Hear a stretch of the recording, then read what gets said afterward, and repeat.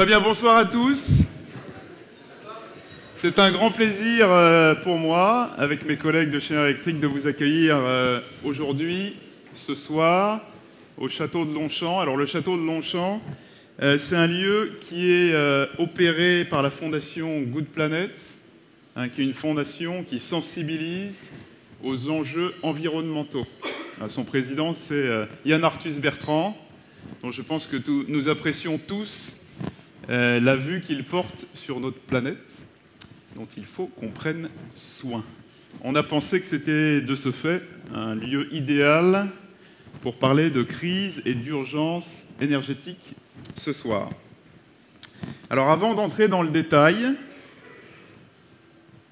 je vais vous proposer de faire un petit retour en arrière, un flashback. Alors on ne retourne pas, parce qu'on pourrait parler de flashback et de revenir dans les années 70, pour parler du parc nucléaire d'EDF, mais c'est un flashback ici, 2022, 4 avril. Qu'est-ce qui s'est passé le 4 avril 2022 ? C'est un lundi matin, il fait plutôt frais, moins de 5 degrés, il y a un petit vent, et RTE indique aux Français qu'il va y avoir de la tension sur le réseau électrique. Oui, il y a toujours de la tension sur le réseau électrique, mais il va vraiment y avoir de la tension. Et donc, via le signal EcoWatt, il demande aux Français de s'effacer. Alors s'effacer, ça veut dire diminuer leur demande sur le réseau à un moment de pointe, là en l'occurrence entre 6h et midi, en diminuant leur demande, que ce soit les ménages, les entreprises ou les collectivités locales. Pourquoi ? L'objectif de RTE, c'est d'éviter ça. Ça, c'est quoi ? Ça, c'est le blackout, c'est le noir, c'est les coupures. Alors, j'ai un système de backup extrêmement sophistiqué. Voilà, celui-ci. Je pense que vous l'avez également. Ça va nous permettre de continuer. Mais c'est ça qu'on veut éviter.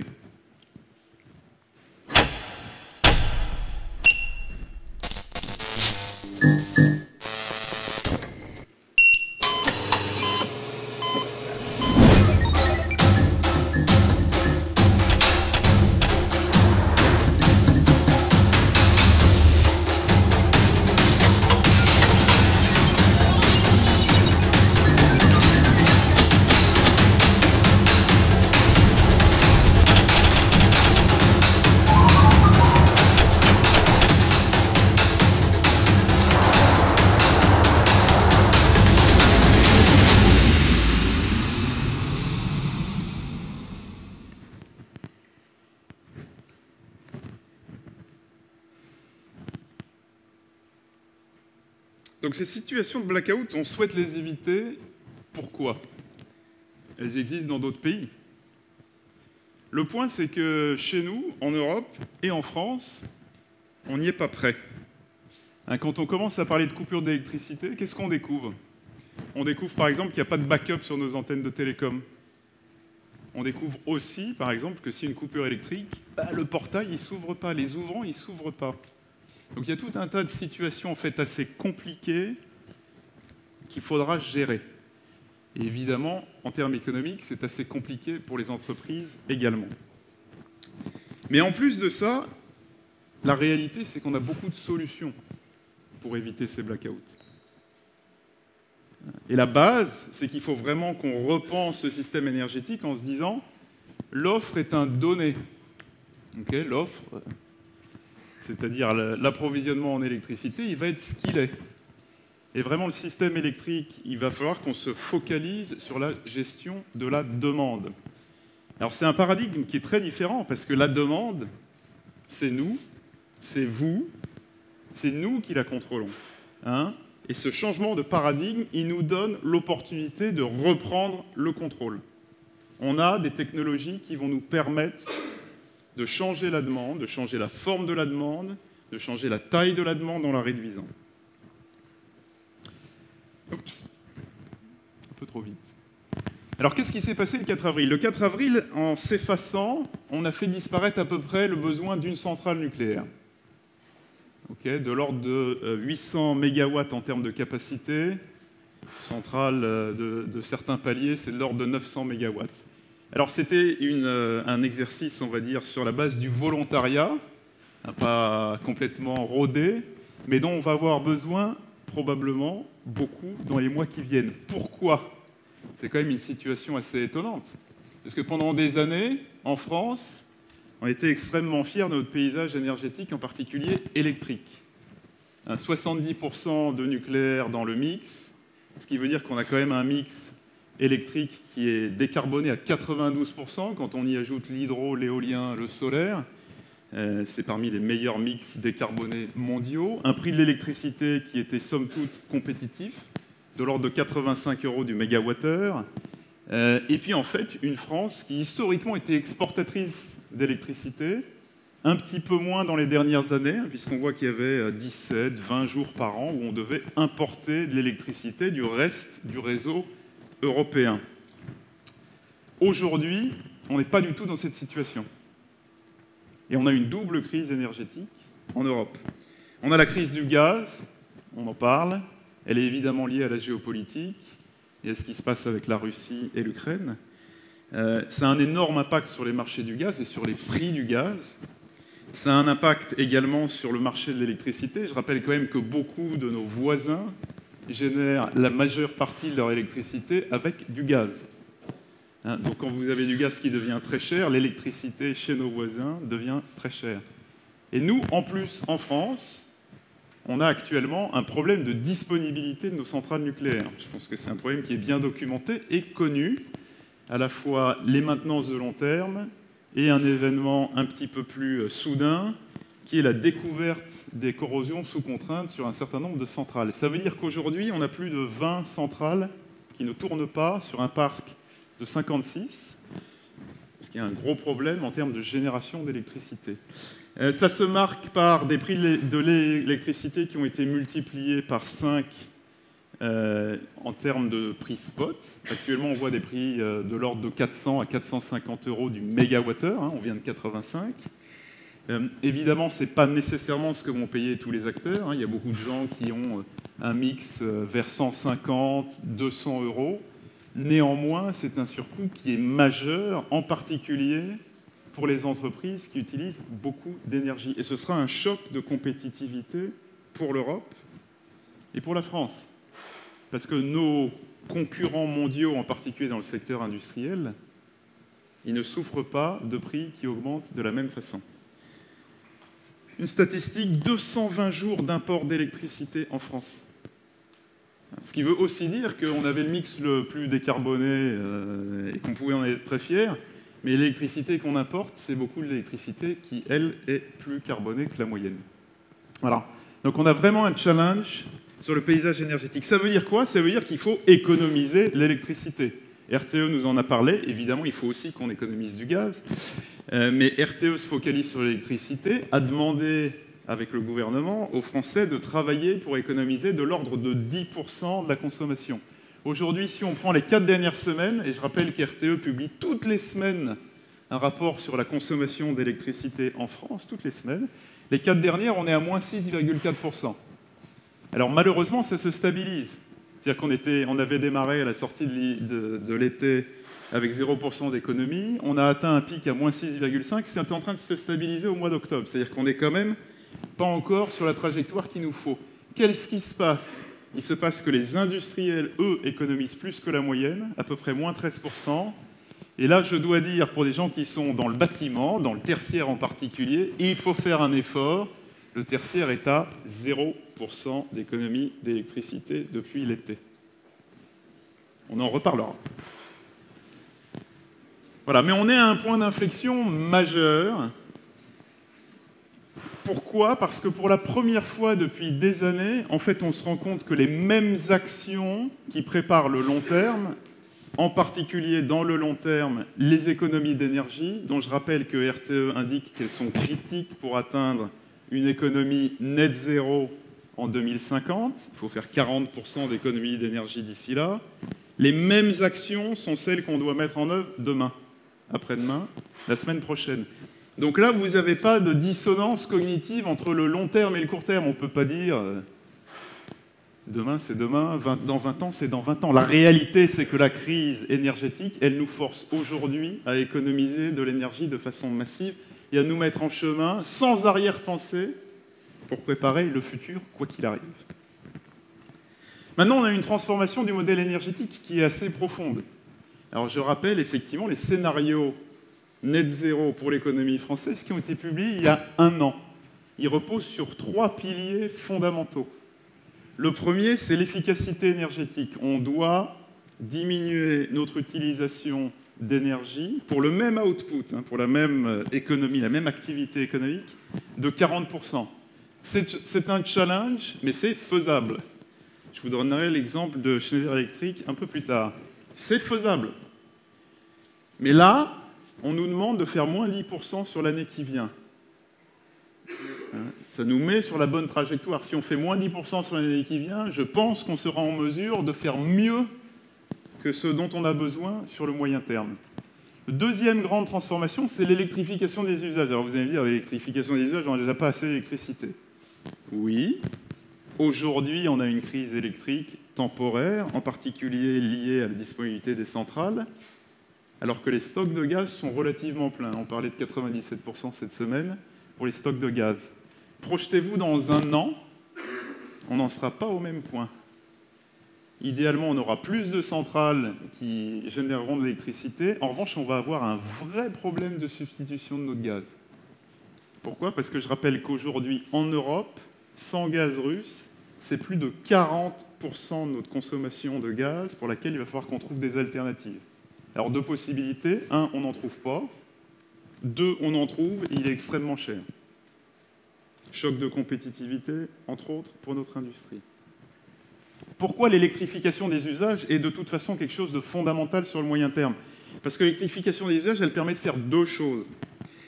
La première, c'est d'économiser de l'énergie de façon générale.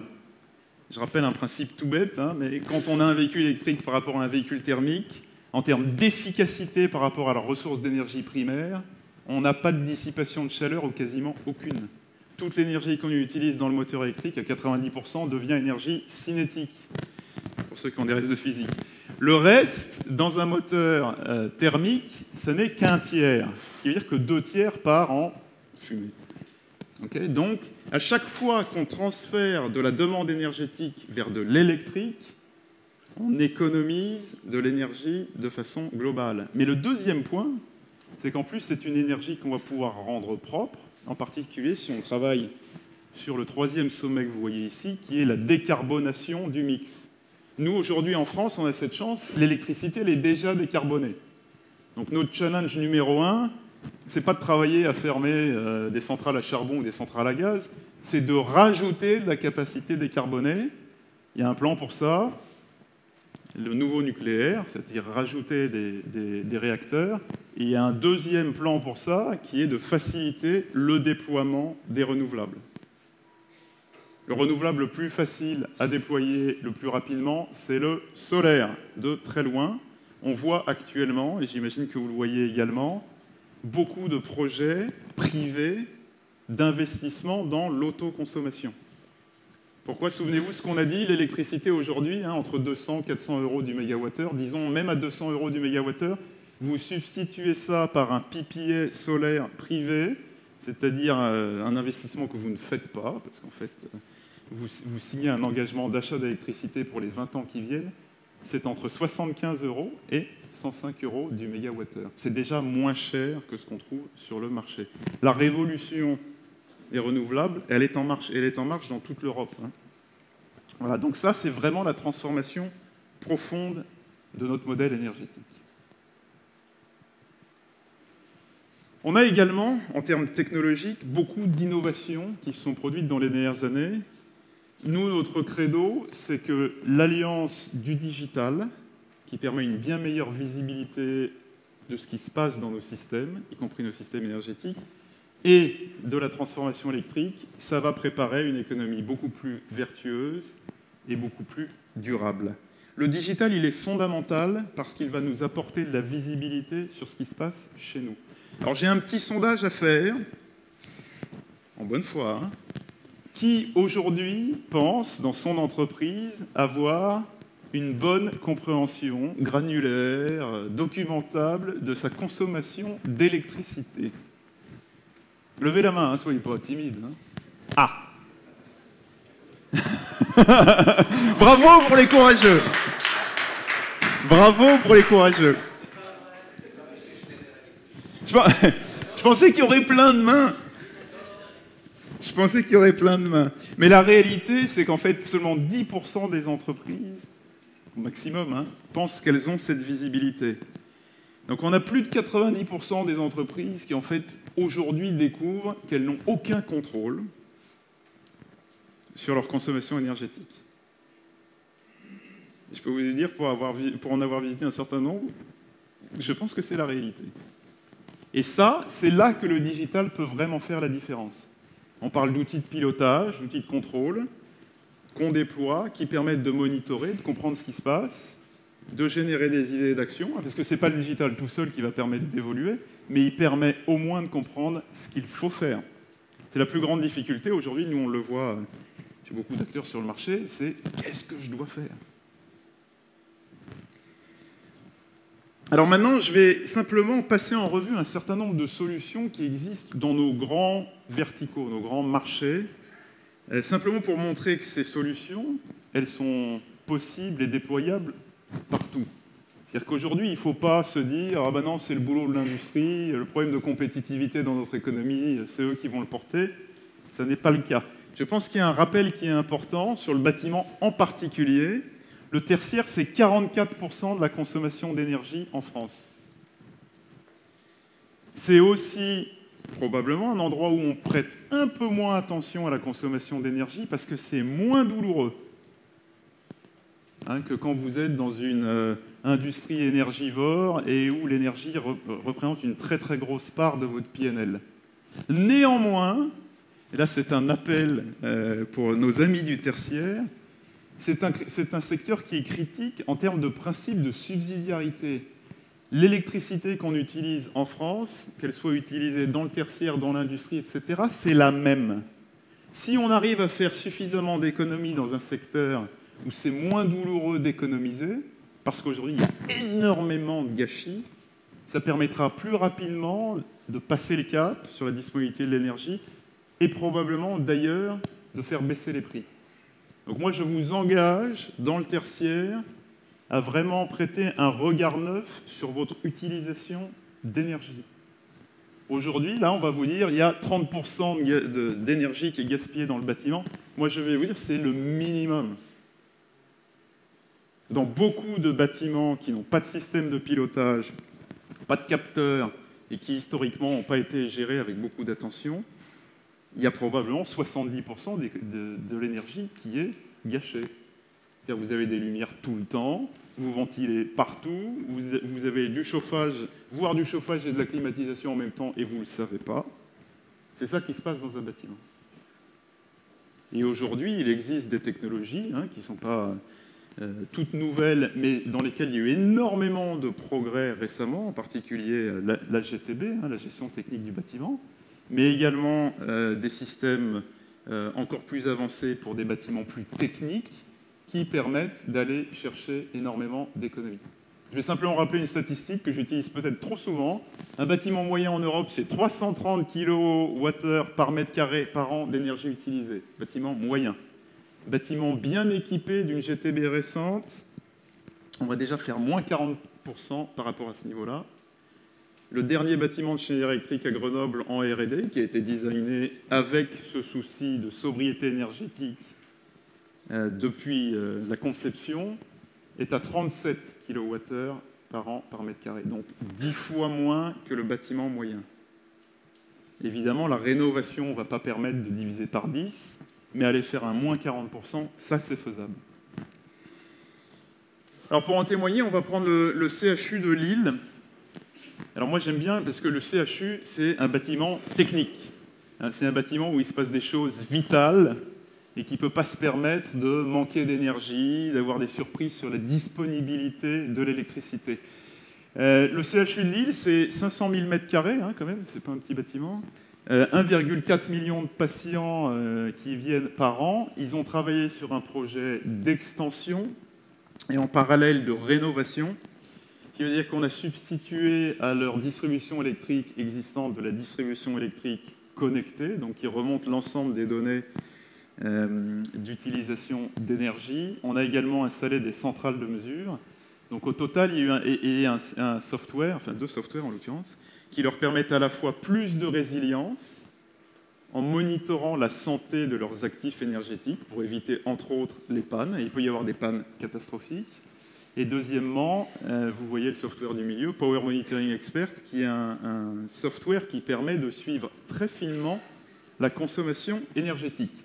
Au total, pour le CHU, c'est 1,8 million d'euros d'investissement. Compte tenu de leurs attentes en termes d'économie d'énergie, on parle ici de 10 à 15%, et vu l'augmentation des prix de l'électricité, ils pensent avoir un retour sur investissement en moins d'1 an. Okay, donc on peut hésiter longtemps, mais il y a un moment, il faut quand même passer à l'action. Je pense qu'ils en sont un très bon exemple.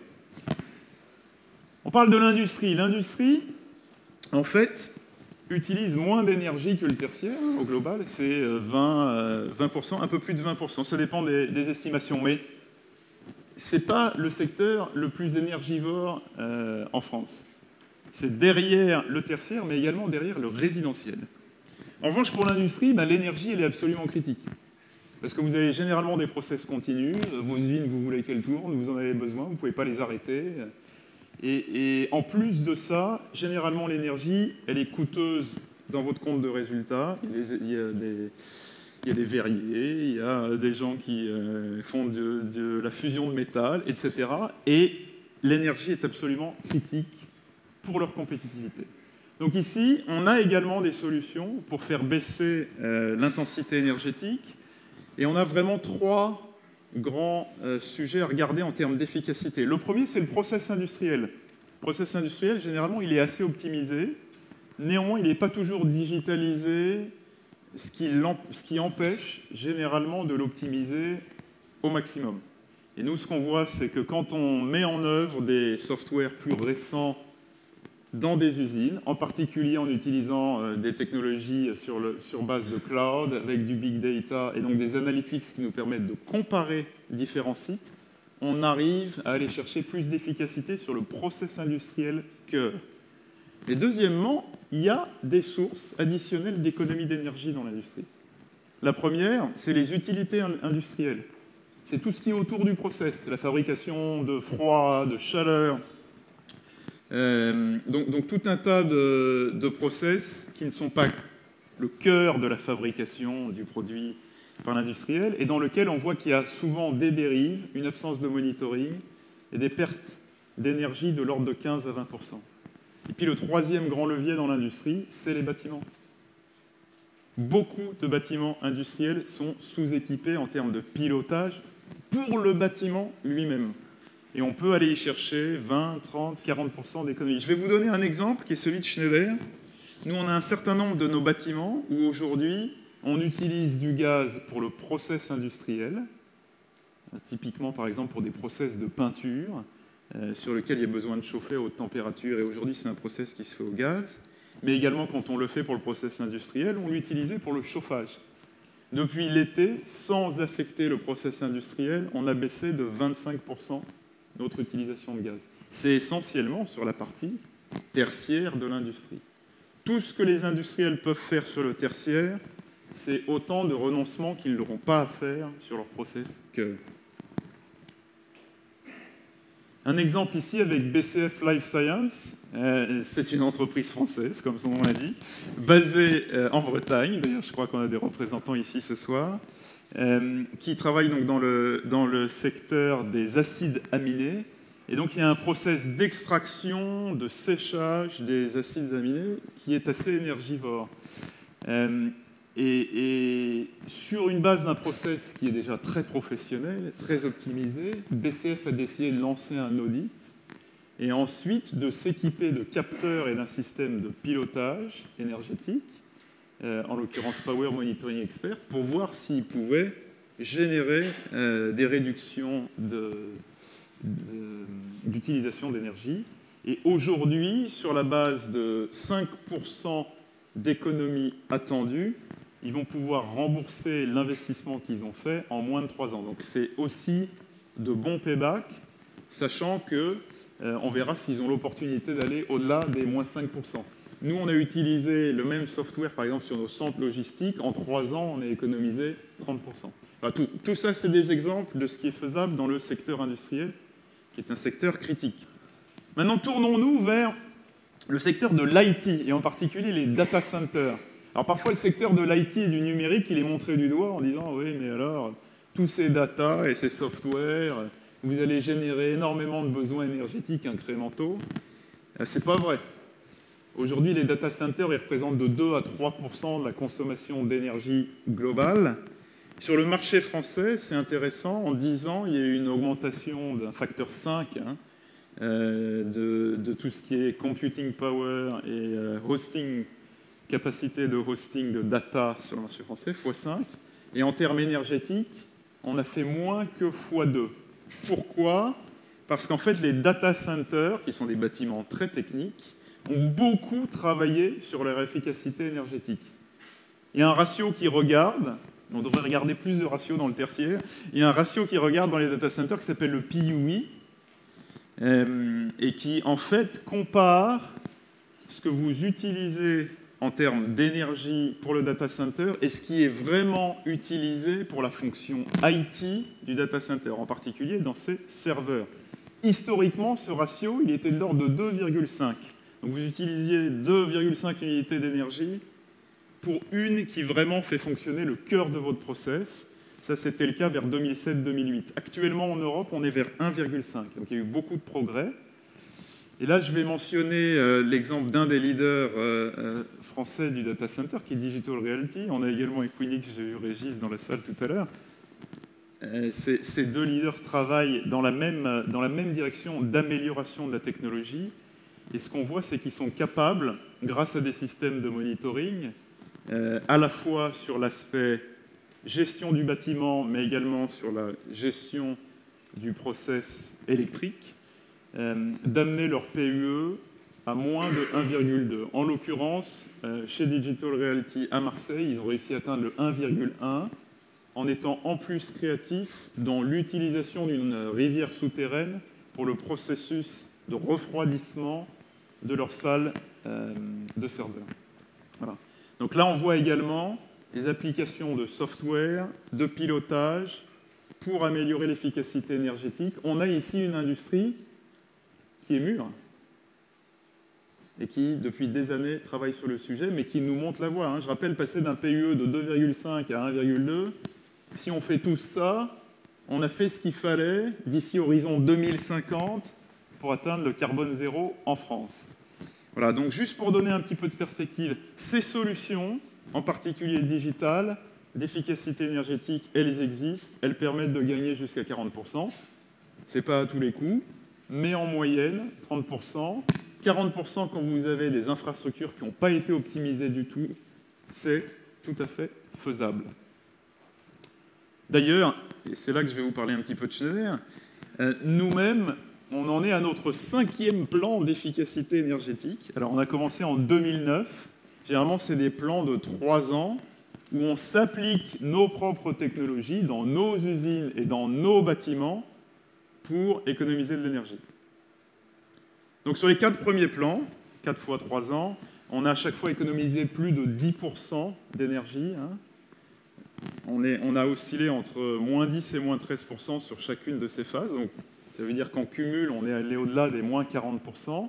On a commencé un nouvel effort cette année. Et là, à la fin du mois d'octobre, on est à moins 9% sur l'année. Okay. Donc, c'est toujours possible d'aller plus loin. Ce qui évidemment facilite la tâche, et je reviens sur le sujet, c'est d'avoir des systèmes de monitoring, de contrôle, de continuer de générer des opportunités d'amélioration. Je reviens sur un point qui est critique. Pour nous, ce n'est pas l'efficacité énergétique seule. Quand on s'équipe de solutions d'efficacité énergétique, typiquement le pilotage et le contrôle, ça vient avec la capacité à faire de la flexibilité, Par exemple, dans nos bâtiments, on s'efface, on est capable d'effacer 90% de notre consommation typique d'énergie sur une plage horaire donnée. Et également, ça permet de renforcer la résilience parce qu'on contrôle ce qui se passe. On peut avoir des scénarios de délestage. Si à un moment on doit couper certains process, on sait lesquels couper, ce n'est pas anarchique. Voilà, comment réduire nos consommations, par quoi commencer? Parce que c'est souvent une des questions qu'on a. Le premier, c'est typiquement regarder les aspects de conseil, c'est-à-dire un audit. C'est se demander très rapidement, avec une petite étude, où est-ce qu'on en est. Parce qu'on n'a pas toujours une bonne compréhension de l'état de notre infrastructure existante.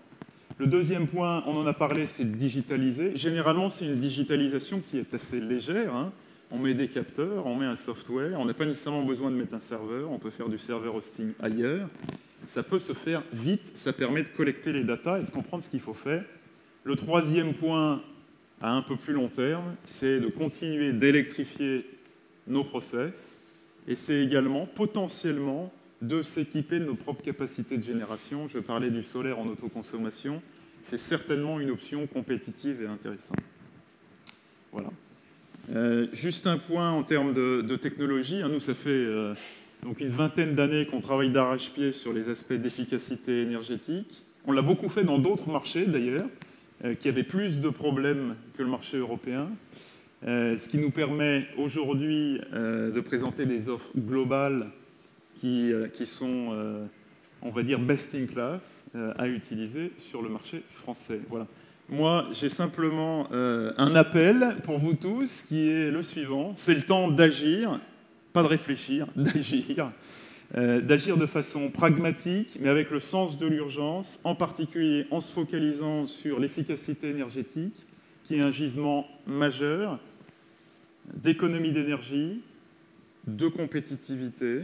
Et nous, en tant qu'industriels, la compétitivité des industriels français et européens, on y tient beaucoup. Parce que c'est tout un écosystème qui se tient, et il faut absolument qu'on passe le cap. Voilà, donc on compte sur vous. On va avoir 3 kiosques, un kiosque bâtiment ici, si je ne me trompe pas, un kiosque industrie ici pour répondre à vos questions, et un kiosque data center. Je vous souhaite une excellente soirée. Merci.